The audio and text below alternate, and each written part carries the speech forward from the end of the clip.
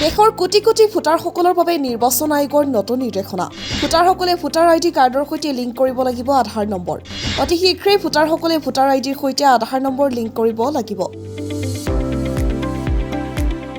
যুটীয়া নিৰ্বাচন আয়ুক্ত আৰু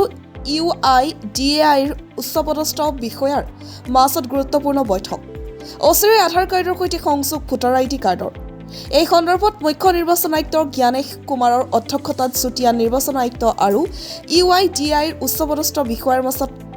সন্দৰ্ভত এক গুৰুত্বপূৰ্ণ বৈঠক অনুষ্ঠিত হয় অচিৰে আধাৰ কাৰ্ডৰ সৈতে সংযোগ ভোটাৰ আইডি কাৰ্ড এই সন্দৰ্ভত মুখ্য নিৰ্বাচন আয়ুক্ত ণখবৰৰ অধ্যক্ষতাত যুটীয়া নিৰ্বাচন আয়ুক্ত আৰু UIDAIৰ উচ্চপদস্থ বিষয়াৰ মাজত এক সন্দৰ্ভত এক গুৰুত্বপূৰ্ণ বৈঠক অনুষ্ঠিত হয় শীঘ্ৰে এই বিষয়ত আধাৰ কাৰ্ড নিৰ্মাণ সংস্থা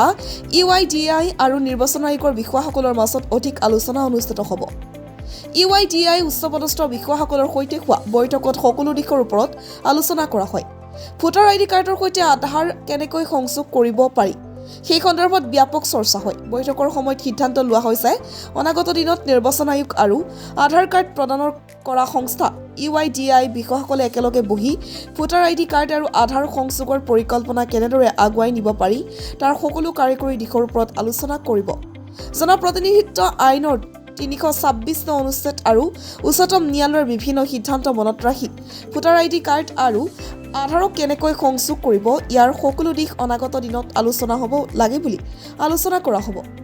অৱশ্যে ভোটাৰ আইডি কাৰ্ড আৰু ডুপ্লিকেট ভোটাৰ আইডি কাৰ্ডৰ প্ৰবঞ্চনাৰ সন্দৰ্ভত বিৰোধী দলসমূহে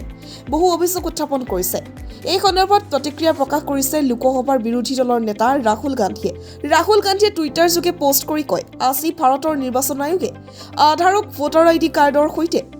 সংযোগ কৰাৰ কথা ঘোষণা কৰিছে কংগ্ৰেছ আৰু ইণ্ডিয়া এলায়েন্স দলসমূহে ভোটাৰ তালিকাত অস্বাভাৱিকভাৱে অধিক সংখ্যক লোক যোগ কৰা ভোটাৰ আইডি কাৰ্ডৰ নকল আৰু বহুতো বিষয়কে ধৰি ভোটাৰ তালিকাৰ বিষয়সমূহ ধাৰাবাহিকভাৱে উত্থাপন কৰি আহিছে আধাৰে হয়তো ডুপ্লিকেট ভোটাৰ আইডি নম্বৰৰ সমস্যা সমাধান কৰিব পাৰে কিন্তু আটাইতকৈ দৰিদ্ৰ আৰু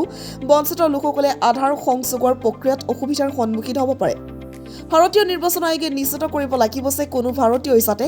নিজৰ ভোটাধিকাৰৰ পৰা বঞ্চিত নহয় আৰু গোপনীয়তাৰ চিন্তা চৰ্চা সমাধা কৰিব নোৱাৰে